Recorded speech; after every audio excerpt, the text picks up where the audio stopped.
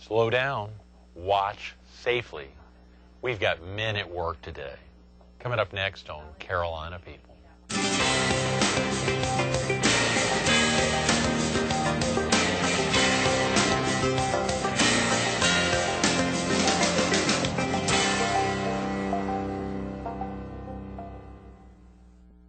Good morning. Welcome to Carolina People. This morning we're at Sassy Girl on 4th Avenue in historic downtown Conway. We're focused on column writing, and we're visiting with one of the Myrtle Beach Herald, our show sponsors, columnist, Min Alexander, and a crime victim advocate for Horry County Police. Good morning, Min. That's correct, Greg. And right after Christmas, to you. Love getting you in. Of course, Yeah, what about this Sassy Girl? absolutely, Isn't this a yes. nice place? Oh, this is a wonderful place. You've been over here before? Yes, I have. Absolutely. Yes, I have. I love it. I hope you and Raymond had a nice Christmas. We had a wonderful Christmas Great. with my daughter from Myrtle Beach. Yes. I have a son in Philadelphia, but he didn't come down this didn't year. come down? No, Oh, no, why we not? missed that. He's recently married. Oh. And, you know, he has other responsibilities like his Being in-laws. newlywed, yeah. He's in love. That's He's right. in love, That's yes, right. yes. He got married in September. And you just have two? I have two children. You have two. It's great having one down here. And now you've mentioned, I think, off camera that Karen has 4 daughters. She and Karen- John have 4 daughters. Karen and John have 4 daughters. Wow. They are 12, 10, and 7-year-old twins. My Lord. It's a handful. That is a It's big a handful. commitment. Absolutely. Do you all get to spend a lot of time with them? You get to see them pretty regularly? Pretty regularly. It's almost every week. Right. You know, on a weekend, either a Saturday or a Sunday. Sure, sure. Golly, man. But we don't get to babysit as much as I would like to because Yeah. my working And hours you're are so working, that's exactly. right. What about the crime victim advocate? How did that door open up, man? Well, it's a long story, like all my We got stories. 25 minutes. We'll take a little time on it. I may cut you off at some point, but no, give it Well, up. when I was in college, I wanted to be an FBI agent. Is that right? Yes. FBI.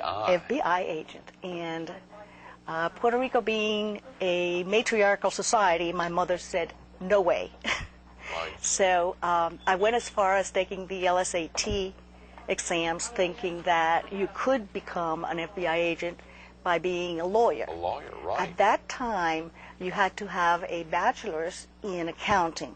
And I do Really? In not accounting? like accounting. Why? Yes. Yeah. So I Right. went into the LSATs, and I was ready to do that in order to get into the FBI, and then I got married instead. So that has always been in the back of my, of my mind. Right. And I really see a connection between law enforcement and social work, because it is for the good of the community at large. Right. Sure. Of course, you've gotten a master's in social work. In social work, Bryn Mawr. yes, Yeah. yes. And then I did not become an FBI agent. Had I waited a little bit longer, shortly thereafter, they changed their policies, the FBI did. Right. And you could, with any kind of a degree, become an FBI agent if you were bilingual. Is that right? Yes. With any kind of degree? Yes. You wouldn't even had to have the That's right, master's. but by then I was married Yeah. and had children, so Right. that didn't materialize. Then here in Horry County, interpreting for the courthouse, Right, sure. I learned a lot about the judicial system, and continued to flare my interest in law sure. enforcement. And I saw an ad on the bulletin board one day when I went to interpret that they were looking for a crime victim advocate, and I saw the link right away, and I said, I could do this, and they probably need me because of the language. Sure. So sure enough, I kind of became involved in law enforcement after 30 years of social work. That is amazing. And I love it. Yeah, I just you do. love it. Now, that's a I pretty just love serious it. thing, though, as a crime victim advocate. I mean, you're Right. dealing with folks, Oh, yes. obviously on a confidential basis. Confidential and at a time of crisis. Oh, yeah. So, you have to be you have to have big shoulders in order to carry all that grief from all the people who have been assaulted, criminal domestic violence victims, right. and all that. And but you have to also learn not to take it home. And To Raymond. fortunately, Yeah, and fortunately, because of the 30 years of social work, I have learned you that. know how I know to to leave leave my work at work. That's very important. What was it at an early age that got you excited about the FBI? FBI? And of course, growing up in Puerto Rico, yes, right. I think, movies. Right. And the whole idea of doing FBI good. Agents at the time that got I don't know, but I'm yeah. a frustrated Jodie Foster. I think movies, perhaps, and I also the whole idea in my house. We talked a lot about justice because my mother was involved in court houses, in interpreting. Not only interpreting, she worked for judges. So we talked about the law and about justice and good points and the bad points, etc. Right. So it always has been an interest of mine. Do you still have family in Puerto Rico, man? I have an aunt who is 90 years old. Actually, she's 91 now because last year we went to Puerto Rico for her 90th wedding, her birthday party. Yeah. And she was 90, and I only have her and some cousins and one sister. Yes. Yes. So everyone matriculated, or what's that word? They ended up. Do you have brothers and sisters that ended up in the U.S., or were you the one? I have a brother who lives in Long Island, in Brightwaters, Long Island, but the rest of my family is on the island, and I only have one sister left. One died, and so the cousins, it was a big family. Yes. Cousins and. Well, they're all in Puerto Rico. Right, right. Is Min short for something, man? Oh, I knew you were going to ask me that. Get that out. And very few people know this. I guess now everybody in Oregon will know. That's right. Let the secret out. I'm sorry, you don't have to. Yeah. My name is Herminia. Herminia. Herminia, Herminia. Okay. And Herminia is the feminine of Herman. So if your name was the feminine of Herman, you'd probably change it too. And my father's name was Herminio. So this is the feminine of Herman. That is fascinating, man. Well, I'm glad you shared that. I'm sorry I asked you on camera, and you and could we've have said, shortened it. We've shortened it throughout the years, That's right. That's right. Because Armenia, and then my last name is long too. Yes. It doesn't fit in the line to charge something. The credit card signature does not fit, so I had to. Been Armenia Alex. That's right, or something else. Yeah. Right. That's fascinating. Of course, writing a column is something that really can keep you pretty dang busy. Every week comes very fast. It comes extremely fast, which you just keep your eyes and ears open, and you choose an idea or a subject or a topic that has been discussed either anywhere. Could be at a restaurant, at the office, on radio, TV, whatever. Read and just develop that. And so the it's idea fun. For Solo in America is that opportunity of being. How did the title come about? I know. The title, coming out. You know how the title came about. You had an interest in this whole topic because you speak Spanish very well. You don't no. And you had a whole lot, when we met, the first time we met, you had a whole lot of .coms in Spanish, and one of them was Solo in America. But you threw, I think in a short time that we met, at Tofino's. Right, at Tofino's, yes, back in late '03. Yes. Correct. You threw about 5 or 6, and each one was better than the next one, so somehow we settled on Solo in America. You highlighted a very important point from folks from Latin America, otherwise, when they hear America, they're not necessarily thinking of Los Estados Unidos. They're not thinking about the United States. They're thinking about, are they thinking about South America? Well, when I first came to Orange County and started trying to organize the Hispanic community, and my Argentinian friend, Graciela, said, you're always talking about America. Well, America is North America and South America and Canada.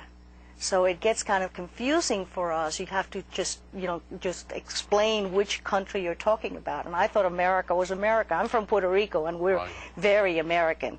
So I said, whoops, point well taken, absolutely. And I've been saying North Americans since. You have been, so you actually use North, absolutely. Even now, It's right. That's great. Good for you. That's very important. And of course, when folks think about the Spanish language, and obviously, for a lot of people who don't understand the Spanish language or don't even know how it's, how many different, are there dialects of the Spanish language, or? They're not necessarily dialects, although people use that phrase. I think it's easy to use and conveys kind of what you mean. But they are like English, Right. You have Southern y'all, and you have Northern English, Right. and you have British English. Good point. Yeah. You know, and you have English in Jamaica and the Virgin Islands, Sure. and it all sounds different, and you And can down tell. in Louisiana, where you spent a good bit of your life. Yes, Yes. and it's all different, but it's the same. Right. In other words, the roots and everything is the same, and you can understand each other. Sure. So it's difficult to say it's a dialect as such. To me, a dialect means that you don't understand the other person. So, but there are many different ways of speaking, Accent. especially in the slang. In the slang. So if you are going to interpret in court, for example, you best be familiar with the community and the different pockets of the community. And you've had to do that Yes. to be able to interpret in court. Yes, yes, How have you yes. gone about, I mean, having grown up in Puerto Rico and obviously spent much of your life in the U.S., how have you gone about learning the slang or learning the differences in the different communities that are all Spanish-speaking? Because I'm a social worker, and I had to work in those communities that are growing and needy and so on. So I've learned in Norristown, Pennsylvania, where I Yes. first organized a Hispanic community. Right. The community was Puerto Rican, so I had really, even though I am Puerto Rican, I had to learn street Puerto Rican and its slang. So just being there, that's how I learned it. I didn't take any course or anything. And when I came here, I had to learn Mexican. I just surrounded myself with a lot of Hispanic or Mexican clients and friends, Right. and that's how you pick it up. You know, just the way you're just so beautifully dressed. I don't see you getting out into the street, into the slang to learn it, but you've had to. Yeah. Oh, but I do. As a social worker. Oh, but you I do. Yeah. And I can go out in the street dressed with a mink coat if necessary, and I've done it in Philadelphia on 6 and can't even remember the address right now, but in the midst of the barrio, I have walked the street in a mink coat. They're warm, and people just know that you're friendly. Yeah. I've never had any trouble in any of the communities that I have gone in. Is that right, man? Wow. That's fascinating. Yeah. That's very important to share. Yeah. Glad you'd open up and share You just be yourself, and I think people can read what's in your heart, and people can read that you don't mean harm, and everything else runs smoothly. You have written about in this column over time, and I'm looking at some from late November. You know, some of the column titles are throughout, of course, going online. Folks can go to myrtlebeachherald.com and read a lot of them. Obviously, they can go to 100+ area boxes, get them out, or if they're a subscriber, they can open it up and make sure to open there. The great thing, of course, we've got Solo in America in English and then translated every week for the last almost 4 years now. Susanna and her husband formerly, but both of them as a team, and now Susanna Gabi Russell. I think you mentioned recently to become a citizen. Our translator and her husband just became a citizen about, I guess, about 6 years ago. 6 years? I'm sorry, 6 months ago. 6 months ago, yes. They've been here But it for, took them yeah. 7 years. Wow. To go through, which is the difficulty of getting a visa and applying for citizenship in this country nowadays. Right. You know, right. they had the means because it costs money. Sure. And they had their persistence, and they had their children already here and already citizens. So it was a little bit easier for them, if you can believe, 7 years, and it was easier.